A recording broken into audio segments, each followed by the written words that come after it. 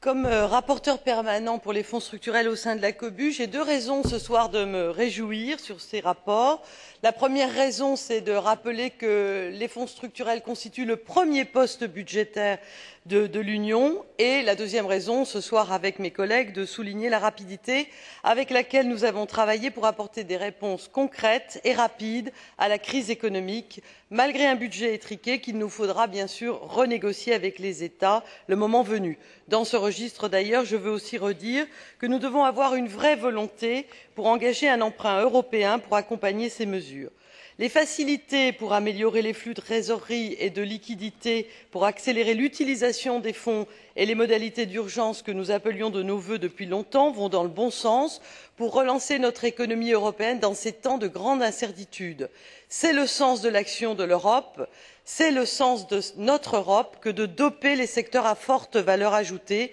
et d'anticiper aujourd'hui plus que jamais la sortie de crise en investissant dans nos domaines traditionnels, mais surtout dans tous les secteurs qui peuvent apporter des réponses au risque de chômage de nos concitoyens.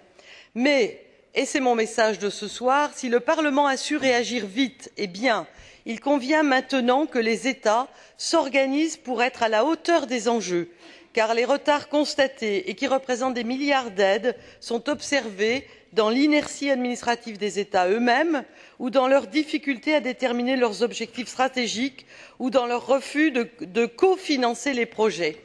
Donc tout est prêt en Europe et, comme on dit dans mon pays, à bon entendeur, salut, adressé aux États. Merci, Monsieur le Président.